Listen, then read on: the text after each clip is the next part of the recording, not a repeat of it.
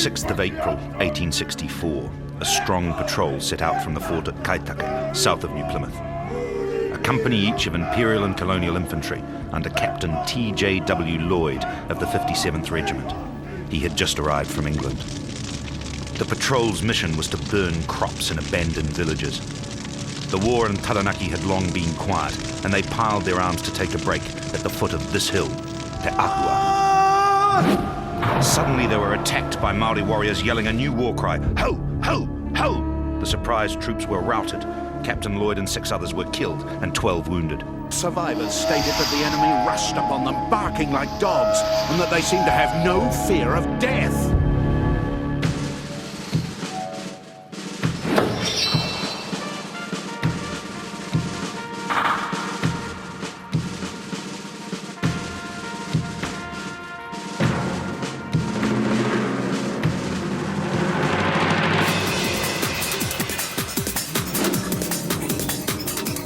The Māori attackers at Te Ahuahu were followers of a new religion, Paimarere. Its founder was Te Ua Haumene. Paimarere means good and peaceful. The evidence suggests to me that Te Ua himself was deeply committed towards peace. But he also preached Māori unity, Māori independence from the Pākehā government, and the holding of the land. In the hands of some of his followers, Paimarere revived Māori resistance. It certainly spelt doom for Captain Lloyd and his men. Lloyd was decapitated. His head was preserved and carried around the North Island by Paimarere missionaries. For Te Ua, it was a symbol of the triumph of good over evil. For many of his followers, it symbolized the triumph of Māori over Pākehā. For Taranaki, it signaled a new and still more bitter round of the New Zealand Wars.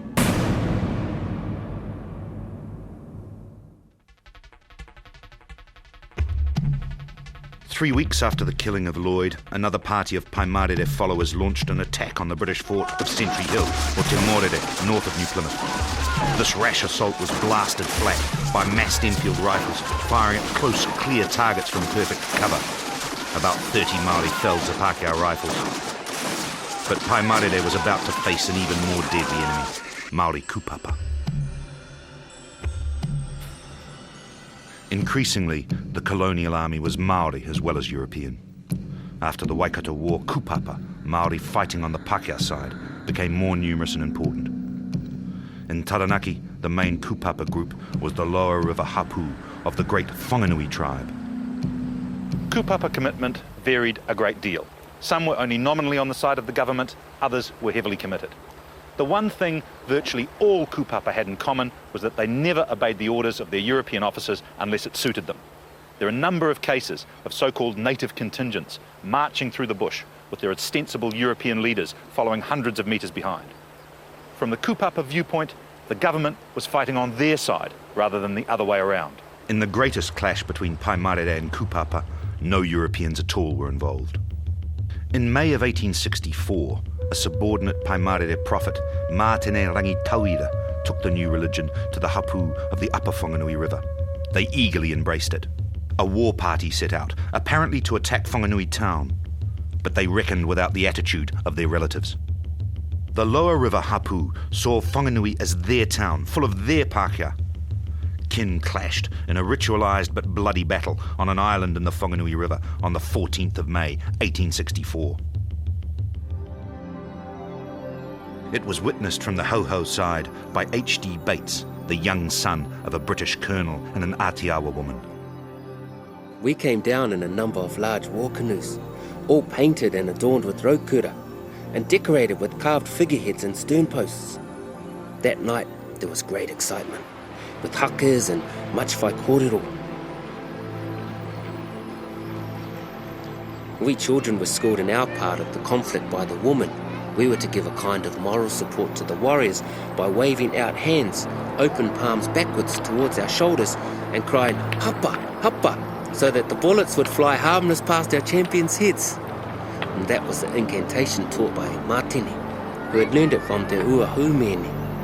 We youngsters thought it was all great fun, all this excitement and the hapa business.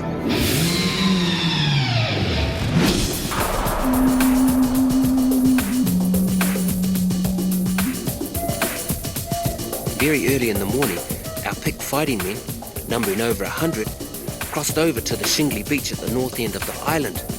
They danced their peru-peru on the beach, and we saw them move back into the manuka to wait for their opponents.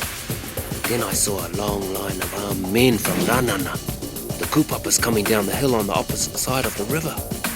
All our men were now quite hidden from our view. Then, very soon, we heard the first shots and volleys of gunfire, and it was bang, bang, bang, and fighting yells, and the island was half hidden in smoke.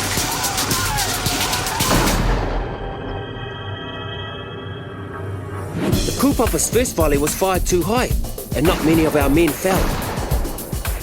The government party then had sudden fears as to whether, after all, the incantations of Pai Marere had made Martini and his warriors invulnerable to bullets. The first volley of the ho-hos killed and wounded several of the kupapas, and they were yielding ground in panic when Tamihana Te Aiwa, one of their leading chiefs, stood firm and shot 2 ho-hos with his double-barrel gun and tomahawked the third. The kupapa then rallied, and there was a battle at close quarters with tomahawk and gunbutt. The ho-hos broke and fled across the river, leaving about 40 killed. Our prophet Martini had received a wound and was swimming across the river. Haimona Hiroti gave his meri to Te Moro, who was afterwards a policeman in Wanganui, and pointing to the swimmer said, "Yonder's your fish." Te Moro dashed into the rapids and overtook Martini just as he reached our side of the river and was grasping some overhanging shrubs in an effort to haul himself up the steep bank. The kupapa warrior seized him by his long hair and killed him with a smashing blow of his meri on the side of his head. He returned to the island, hauling the dead prophet after him, and dragging the body ashore on the shingle said to Haimona, "Inna toa ika, here's your fish."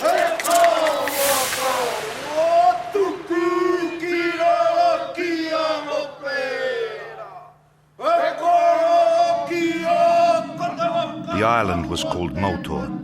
The grateful Pākehā of Whanganui built a monument here at Mautoa Gardens to commemorate the kupapa Māori who had saved their town.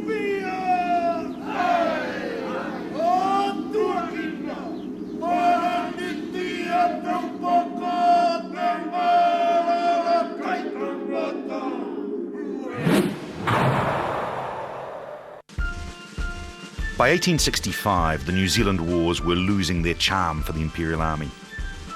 Andrew Dillon Carberry, Assistant Surgeon of the 18th Royal Irish, recorded his jaded impressions of the colony in verse. Yes, Cook was the real hand that found out New Zealand and first put his foot on the island. When homeward he came, he rose to great fame, and emigration was anxious to try land. Then the rogues of all nations and all convict stations set off for this wonderful island. Now the natives are done, and away they have run to the ranges, the bush, and the highland. And the settlers will keep the land they got cheap, the beautiful soil of the island. Oh, a wonderful island, a rough-looking, bluff-looking island. Each settler or digger may wallop the nigger. I'll never go back to that island. The rise of Pai Marere took place at a time when the Imperial British government was getting increasingly disillusioned with the New Zealand Wars. In the Waikato, invasion had ground to a halt by mid-1864. The British had won on points. They had conquered and confiscated 1 million acres of Māori land, but they'd been unable to knock out the King movement. Beyond the British front, the King country survived, an independent Māori state smack bang in the middle of the North Island. After the Battle of Gate Pa, General Cameron, commanding the Imperial forces, lost confidence in his ability to take completed modern Pa. He refused to undertake further operations in Waikato or Tauranga. The colonial government knew it was only a matter of time before London would withdraw the Imperial troops. Cameron was pressured to mount a campaign against a secondary bastion of Māori independence, South Taranaki, where Pai Marere was active. So, at the beginning of 1865, warships and transports steamed from Auckland to Whanganui to attack South Taranaki and its hauhau. A new invasion began.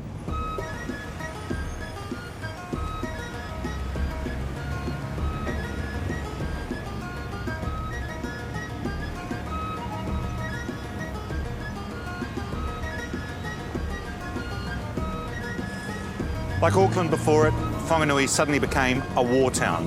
The arrival of Cameron's army tripled the population at a stroke. Business boomed. At public houses like Honest John Gotti's Rutland Hotel, which advertised a sandwich and a pint of colonial beer for 6p or 5 cents. Business also boomed in the houses of ill repute in the quarter known as the Rookery. The British Army, 3,200 Imperial regulars and 500 colonial troops in Kupapa, camped just north of Whanganui. The troops played cricket under the wondering gaze of Māori scouts. Captain George Greaves sustained the first wound of the invasion. His thumb was broken by a bouncer. On the 24th of January 1865, Cameron advanced. The South Taranaki tribes, Ngāti Ruanui and Ngārauru, assembled their entire force to oppose him. But they only had 500 men to his 3,000. The Māori leaders built a modern pa at Weraro, but the temptation to revert to traditional tactics was too much. On the 24th and 25th of January, they attacked Cameron's camp at Nukumaru in broad daylight. The British were shaken by this bold attack, which penetrated deep into their camp. But they repulsed the Māori assault, inflicting heavy casualties. Cameron pressed on, bypassing Weraroa and crossing the Waitotara River, building redoubts and depots as he went. A week later, on the 12th of February, he entered Ngāti Ruanui territory. Behind him, Weraroa lost its importance. Most of the garrison left to defend their own homes. It was later occupied by colonial troops. Cameron was delayed when 2 supply ships were wrecked. But a month later, his troops pushed north across the Pātea River.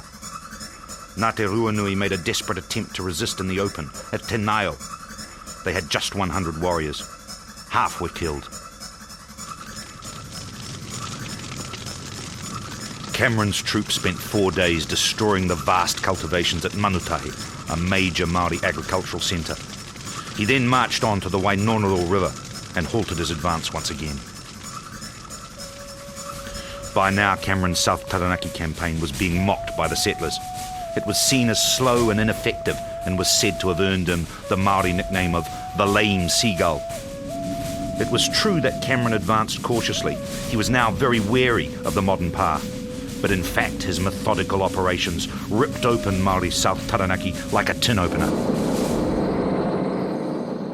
Cameron left New Zealand in August 1865 without regret.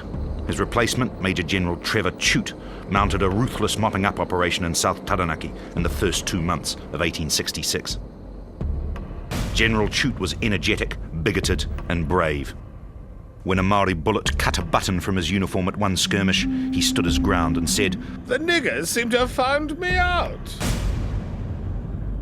Chute was accompanied by Dr. Isaac Featherston, the superintendent of Wellington Province, who strolled into battle wearing a dressing gown and smoking a cigar. They faced uncoordinated Māori resistance. Without a single leader, small groups fought in defence of their own villages, not from modern pa. Chute stormed these villages without too much trouble. He then decided to show Māori that even the inland bush was no refuge. He made a famous march around Mount Taranaki to New Plymouth, entering the town under a triumphal arch built for the occasion.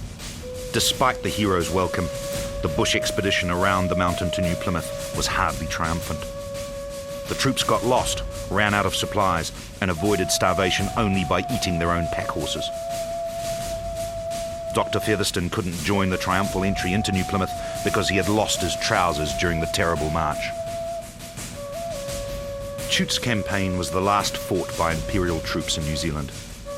By 1866, London had withdrawn its legions from active operations. Colonial troops and Māori kupapa took over the war against Māori resistors. Why did the willingness of Māori to fight on the Pākehā side increase so substantially? One reason was the withdrawal of Imperial troops.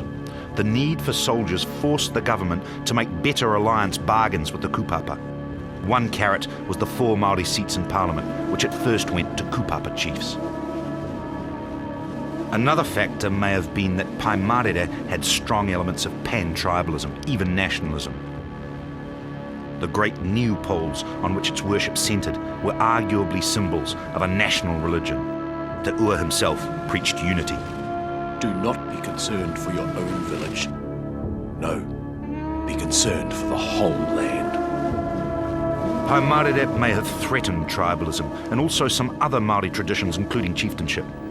Kupapa opposition could have been a reaction to these threats. It is possible that the later New Zealand wars conceal a forgotten revolution within Māoridom, a struggle between old and new, tribe and nation. Even today, some Māori dislike the very word kupapa and see it as meaning quisling or traitor. In my opinion, that view is unfair. The kupapa were not traitors in their own terms. They simply recognised no loyalty higher than the tribe. But it remains true that kupapa were vital to the Pākehā war effort in the later New Zealand wars. There's a sense in which, from 1866, they replaced the Imperial Army. Whatever the reason, the day of the Imperial generals was over. The day of kupapa chiefs and colonist colonels had begun.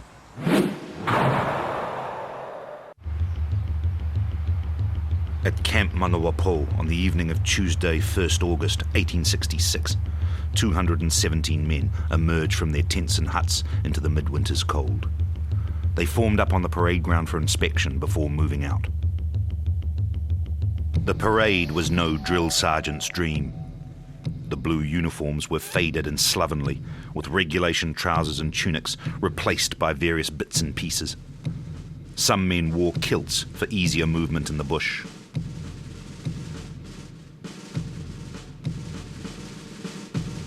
The colonial army included men from all over the world, notably Australia.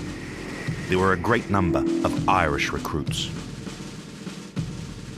It was down in Otago they collared me, a government soldier for to be, to go up and fight the wild Maori in the forests of Taranaki. Volunteer units formed, and Whanganui kupapa were prepared to answer the government call, but only if they got better pay than the Pākehā troops. There was a fair share of misfits. Some troops fought each other rather than the enemy, or preferred drinking to eating. By my soul, 'tis a sorrowful story. I'm treated far worse than the dog. Do me damnedest, I never can please them. They do always be stopping me grog. But many of the colonial troops were seasoned veterans. Some, like the half-Māori Richard Blake, were hardened killers. The main base of operations was Pātea, a raw war town and dangerous port with 70 houses, 3 pubs and no churches. The commander of the colonial forces was Colonel Thomas MacDonnell. A big man, 34 years old, MacDonnell believed he understood the Māori well, claiming a kind of instinct which I seem to have whenever Maoris are concerned. A veteran of the Waikato War, he was the colony's favourite soldier, a New Zealand version of America's Colonel George Armstrong Custer. MacDonnell is the man to go out with. He will never allow anyone to be in front of him. For the 6 months since General Chute's devastating campaign, South Taranaki had been in a state of uneasy peace. But for the colonial government, peace was not the mere absence of fighting. It needed full Māori submission so that it could progressively survey and then occupy the lands it had decided to confiscate. It was this kind of peace that Colonel MacDonnell was setting out to enforce. MacDonnell had a civilian rival, Commissioner Robert Reed Paris. A week before MacDonnell's expedition, it seemed Paris might achieve the formal submission of Pokaikai, a Tāngahoe village. MacDonnell did not want Robert Paris to get the credit for Pokaikai's submission. So on the 26th of July 1866, the colonel sent his own ultimatum into the village of Pokaikai, insisting that it choose peace or war immediately. The next day, he received good news and bad news. The good news was that Pokaikai had rejected war and appointed an envoy to make formal peace. The bad news was that the envoy was bound for New Plymouth to make it with Robert Paris. On Friday, the 28th of July, MacDonnell rode north and intercepted the envoy, Ngatanahira Nahina. The two men ate together and talked. There was no dispute about peace, but with whom was it to be made? Nahina pleaded the will of his people. MacDonnell, look at me. I am between your hardness and the hardness of the people. I have not power to go with you because the people told me to go to Mr. Paris. Until 10 o'clock that night, MacDonnell berated and pressured Nahina in an effort to persuade him to make peace then and there with Colonel MacDonnell rather than with Commissioner Paris. Finally, Nahina said that he'd go away and sleep on it. The next morning, Macdonnell received a polite message. With all due respect to the Colonel, Nahina felt that he had to abide by the will of his people, and he was now well on his way to New Plymouth to make peace with Commissioner Paris. Macdonnell was absolutely enraged. He decided, in his own words, that fighting must commence, and he wrote 2 letters.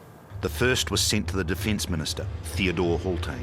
Sir, I beg to state that since my arrival in these districts, I have had considerable difficulty in dealing with the rebel natives, owing, I am convinced, to the interference of Mr. Paris. The second letter was sent to Tukino, the chief of Pokaikai. It was designed to place the village off its guard. O friend, Tukino, salutations to you and the people and all the tribe. I intend tomorrow to go to Pattaya. On my return, I intend to go to Otapawa, near Pokaikai, and see you there. This is all. From your friend, Macdonnell. But Macdonnell did not go to Pattaya as he had promised Tukino. Instead, on the 1st of August, 1866, he and his 217 men marched through the night to bring peace to Pokaikai. Just before midnight, the colonial troops hid themselves in karaka bushes 600 metres from Pokaikai. A few of the inhabitants were still up and about. It is hard to imagine a place less on its guard than Pokaikai that night. Its envoy Nahina was in New Plymouth, having formalised peace with the proper civil authority. The villagers had repeatedly agreed to peace with Macdonnell and were perfectly convinced that he had too. Macdonnell waited for full quiet to descend on the village. He would have waited longer, but there were problems with his men. The night was literally freezing cold, a real Taranaki frost. A number of men countered the cold with rum. Macdonnell could not guarantee sufficient silence from nervous, cold and tipsy men for very long. A few moments after 1 a.m, he ordered the attack, telling his men not to fire unless they had to, but to use the bayonet.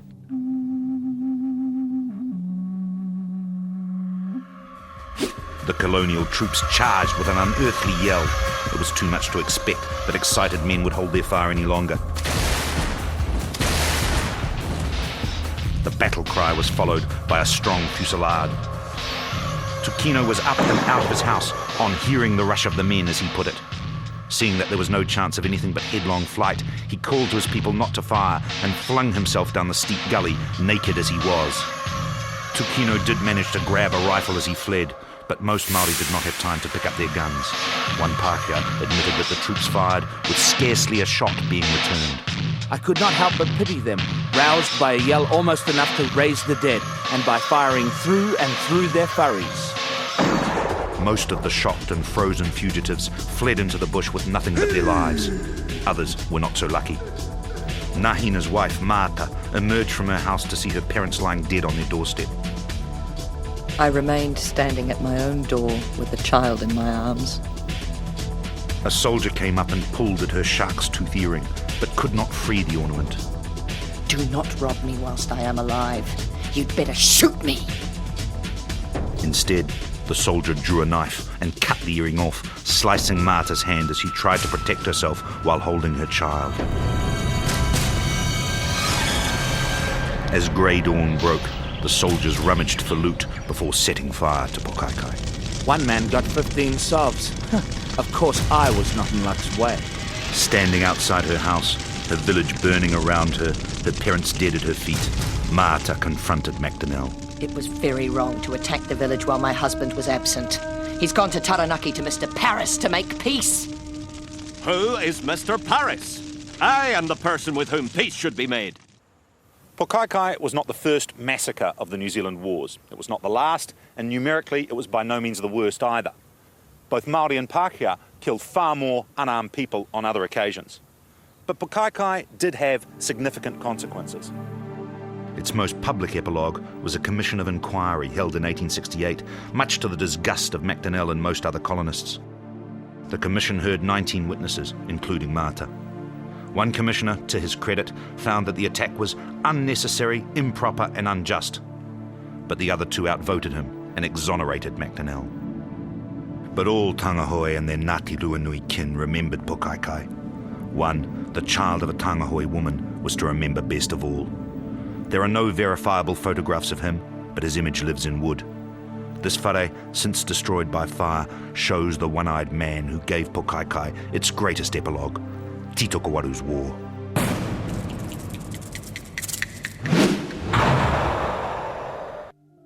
Late in 1866, Te Ua, founder of Paimarere, died, and several new Taranaki prophets took on his mantle. Each developed his own creed and his own mana. They were not mere clones of Te Ua. The prophets included Te Whiti o Rongomai and Tohu Kākahi, who established the remarkable community of Parihaka, a haven of peace.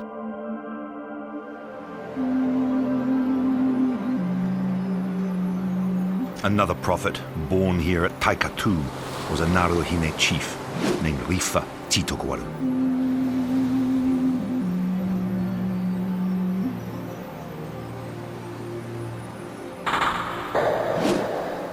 Like Te Whiti and Te Ua, Titokawaru had done time as a Methodist preacher, and he knew his Bible very well.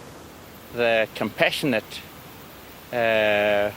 feeling to people, the love for people, it was ingrained into him as an infant that took him to great height as an adult before he became a warrior. Titokawaru established a village near Hawera, Te Nutu o Te Manu, the beak of the bird.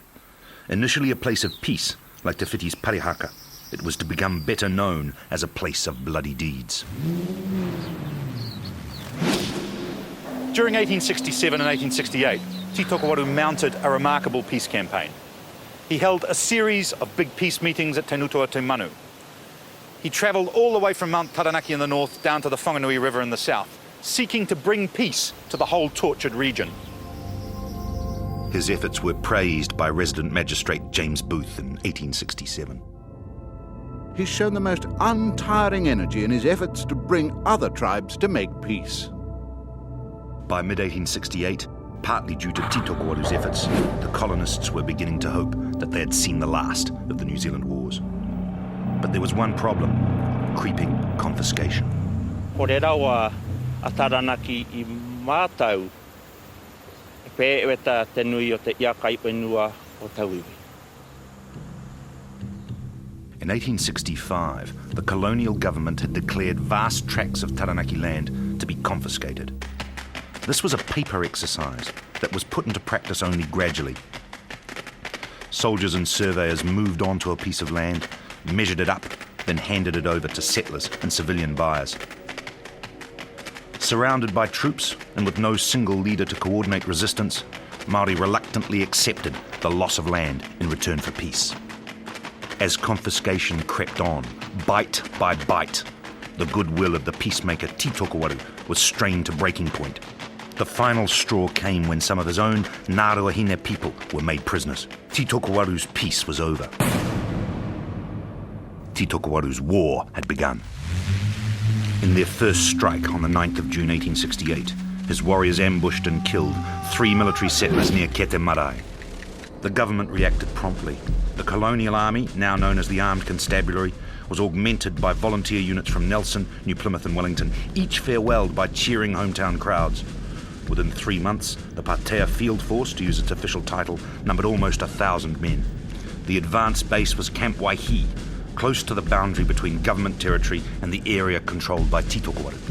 The colonist commander Macdonnell planned to wait, train his troops, and then strike into the bush north of the Wainonoro, burning cultivations and forcing Māori to fight at a disadvantage, just as he had done in the Pokaikai campaign. He had some formidable lieutenants. Among them, the great Whanganui Kupapa, Major Kepa Te Rangi Hiwinui. Pākehā knew him as Major Kemp and were proud to fight under his command. The political leader of the Whanganui Kupapa was the shrewd Mete Kingi Paitahi. Macdonnell's other chief lieutenant was the legendary Prussian mercenary Gustavus Fontensky. He had led a colourful life, fighting around the world before consolidating his position in New Zealand as a romantic and swashbuckling master of irregular warfare. He was also a gifted artist.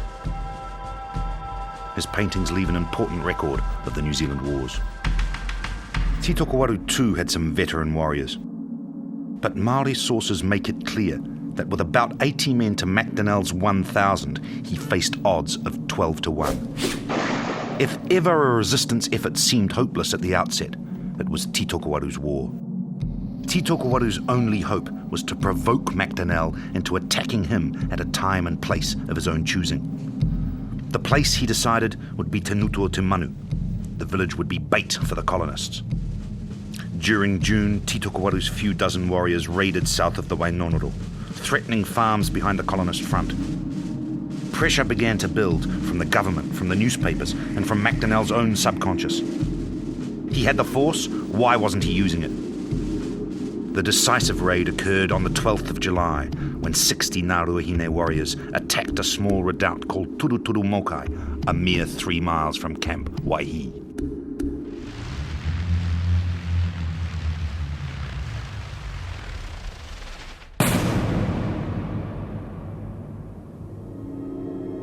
Titokuwaru's plan was to provoke MacDonnell by decimating the garrison, not to take the redoubt. His warriors killed and wounded 16 of the 21-man garrison, losing only 3 or 4 themselves. Soon after the Māori withdrew, MacDonnell arrived, accompanied by Captain John Roberts. They walked among the corpses, which included MacDonnell's friend, Captain Edward Ross. Roberts recorded his commander's reaction. When we had gone a short distance, MacDonnell said, "Sit down."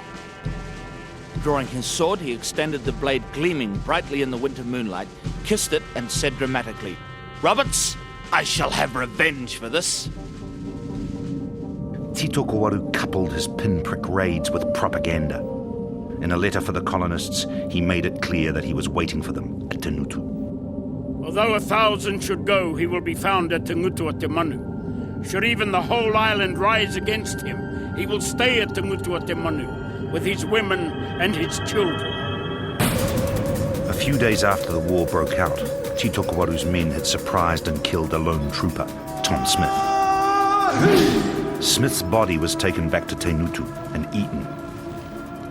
Titokuwaru did not partake of the ritual himself, but used it to provoke fear and a desire for immediate retaliation in the Pākehā. In another letter, he rammed home the point. A word for you. Cease traveling on the roads. I've begun to eat human flesh, and my throat is constantly open for the flesh of man. I shall not die. I shall not die. When death itself is dead, I shall be alive. By the end of July, MacDonnell had abandoned his plan. He thought of nothing else but attacking Te Ngutu o Te Manu as soon as he possibly could.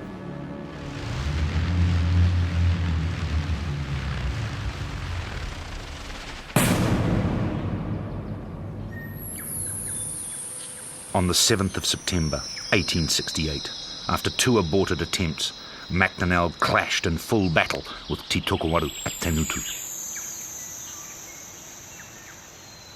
At 3 a.m. that morning, the colonel slipped silently out of Camp Waihi with 360 of his best troops, Māori and Pākehā.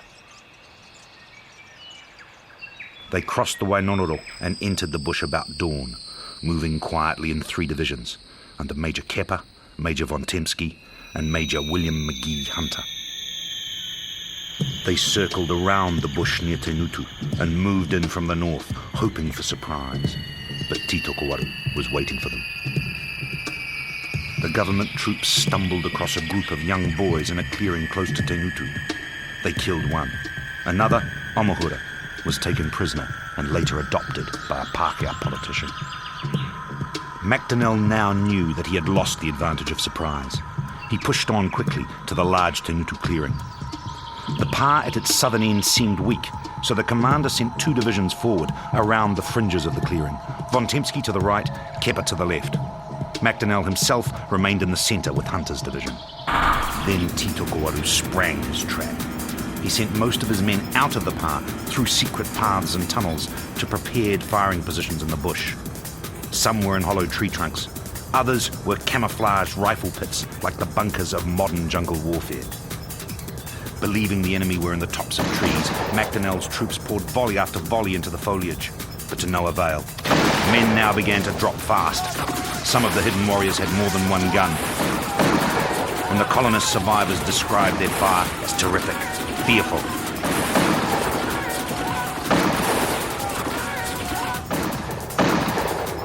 As soon as we entered the clearing, we came under fire from front, right, and rear. But except within the palisading in the clearing to our front, we could see no enemy. Naturally, the colonists continued to focus on the pa, the palisades directly in front of them. But in reality, it was a diversion, a false target, a static feint. While they focused on it, they were picked off from the firing positions all round this clearing on their flanks. If they stayed under cover, they were picked off slowly. If they stood up, deployed in the open, in preparation for assaulting the pa and seeking to win the battle positively, they were picked off fast. Caught in this cleft stick, Macdonell had no option but to retreat. On the right flank, von Tempsky's division did not realise that the other divisions were hard-pressed. Von Tempsky believed a brisk assault on the pa could still win the battle and felt that Macdonell was mishandling it. He stood up, cut irritably at a bush vine with his sword, and spoke to a companion. I'm disgusted. If I get out of this scrape, I will wash my hands clean of the business. As he stood, controlled volleys of 3 or 4 shots rang out from nearby. A small group of reserves had been sent by Tito Kawaru onto von Tempsky's flank. They included Tutange Waionu. An officer with a curved sword came out in clear view of us within a very short distance of where we were crouching. I fired with the others. One of our bullets struck him. I have always believed it was mine. Von Tempsky fell, killed by a shot through the centre of the forehead. His leaderless division broke up and retreated through the bush.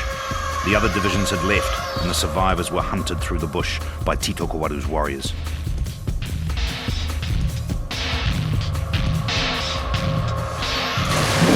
About 50 Pākehā were killed and wounded.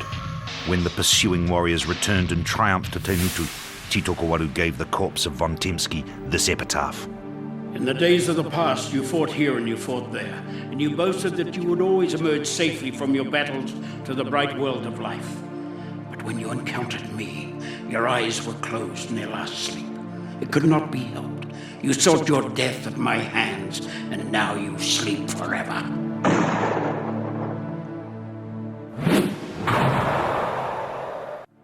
The colonial forces were badly shaken by the disaster at Tenutu and the death of von Tempsky. Camp Waihi and scores of farms were abandoned. Men like Major George Cumming were haunted by bush fright, the equivalent of shell shock. If I'm asked to go into the bush again, I will resign my commission. Von Tempsky's own proud unit mutinied and was disbanded. Macdonell blamed everyone but himself for the disastrous defeat. He was eventually sacked. Unlike his contemporary, Colonel George Custer, he failed to die at his last stand. History never forgave him. But Defence Minister Theodore Haultain kept his nerve and set about raising a new army. Most importantly, he found a new commander. Colonel George Stoddart Whitmore was an Imperial officer who had settled in Hawke's Bay after fighting in South Africa and the Crimea. He also fought several campaigns as a colonial commander on the East Coast. In the wake of the Tenutu disaster, he replaced Macdonell as commander of the Pātea Field Force. I go on a totally different principle to Macdonell. I keep my distance from all the force. I am never hail fellow well met with anybody. I live at my own establishment with Mr. Foster, who is a gentleman and suits me very well. To say Whitmore was unpopular with his men is understatement. He was described as a little, conceited, egotistical, self-sufficient ass. Not even his mother could accuse Whitmore of charm. But he was perhaps the most able European commander of the entire New Zealand wars. He was a hard taskmaster and quickly rebuilt the Pātea Field Force. Yet even Whitmore was soon forced to dance like a puppet on Tito Kawaru's string. After Tenutu, Tito Kawaru moved south, the first substantial reconquest of Māori land since the Taranaki War. New followers joined him, but his warriors still did not exceed 150 or 200. He positioned himself just north of Pātea, where he and Whitmore faced each other for a couple of weeks. Then, at the end of October 1868, the Māori forces suddenly disappeared.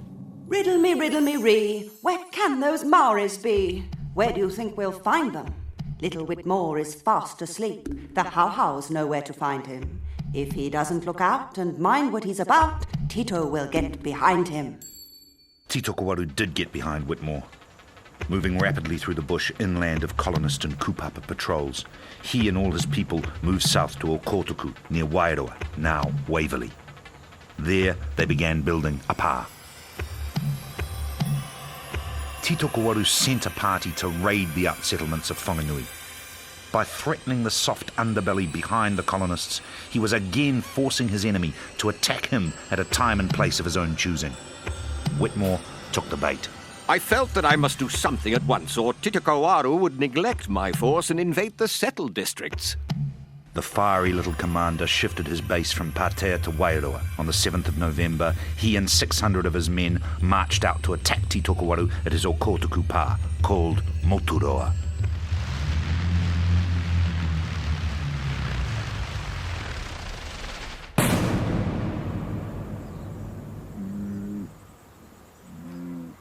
Here on the top of Okotoku Hill, you can still follow Titokowaru's logic.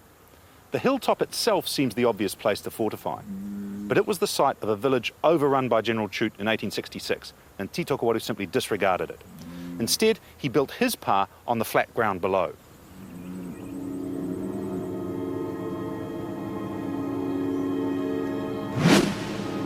There was a single line of fortifications, seemingly open on both flanks.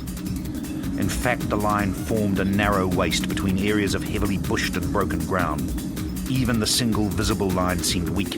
Its wooden palisade was flimsy, but it concealed strong earthworks, a trench, a bank above it, and squat bastions made of packed earth and fern. These hidden defences gave the defenders 3 firing levels. Whitmore's force was reduced by the defection of some kupapa, whom he had insulted, but he still had about 400 men to Titokowaru's 150.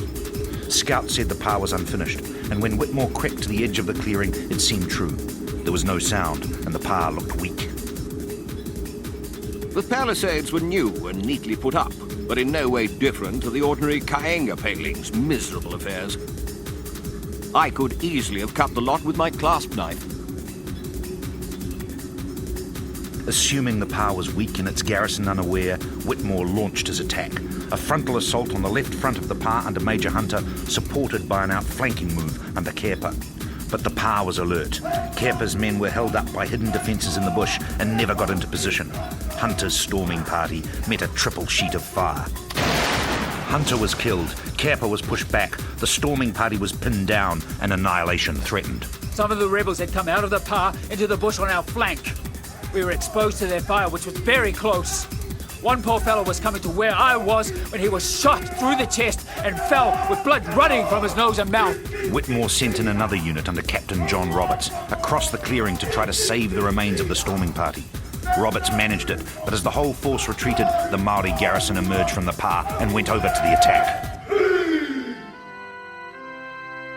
Constable Eastwood was frightfully tomahawked, his head cut in slices, and the expression on his face is something awful.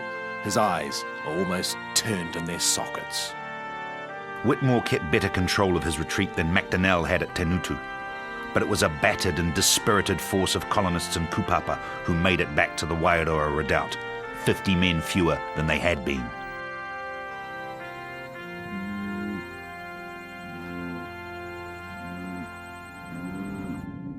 Salutations to you. This is a question to you. To whom does England belong? To whom does this upon which you stand belong? This is my word to you.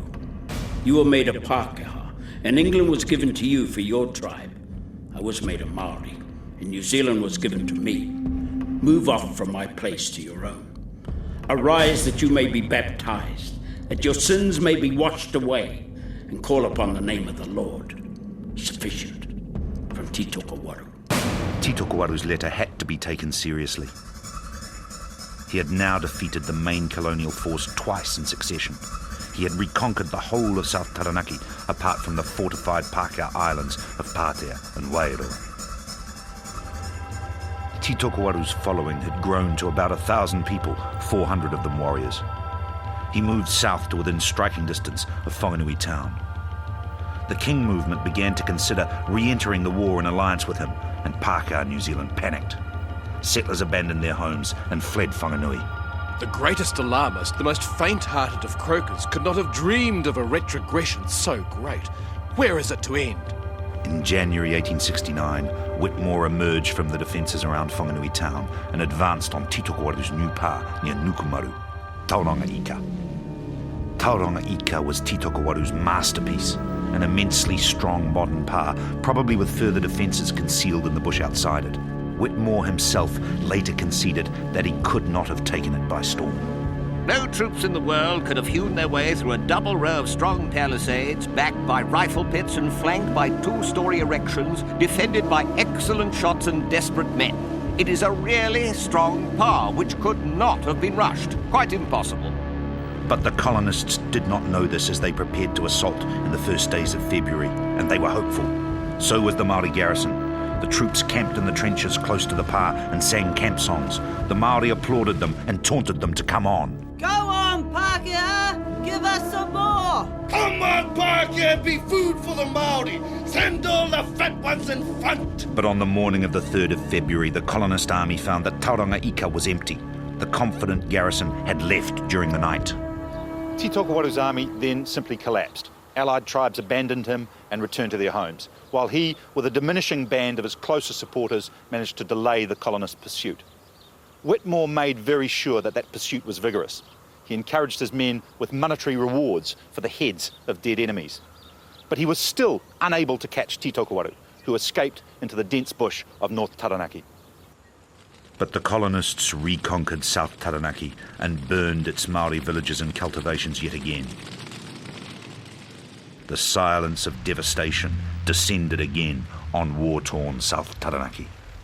Ana ka puta iaia, e te kupu e mo i o te ai, ka o waino au mo aku inua mo ake ake, e kore au e mate.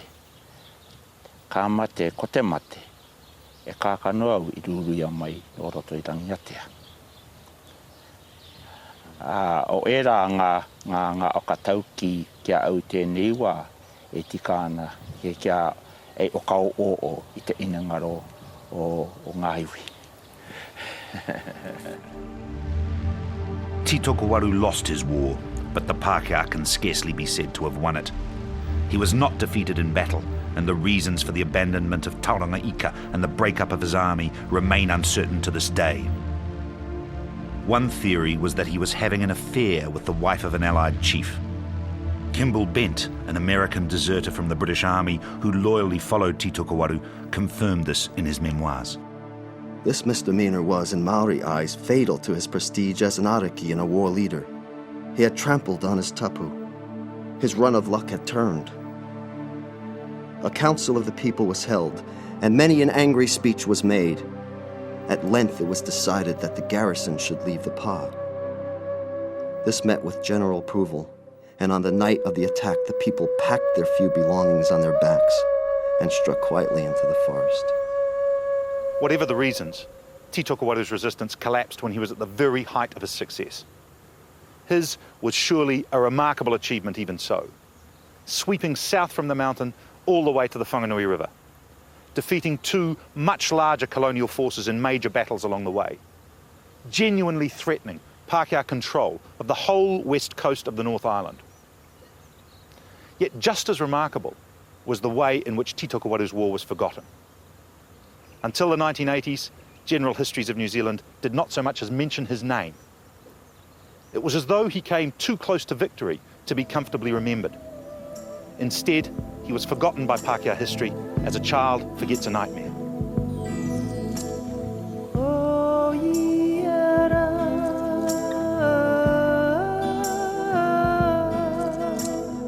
Hey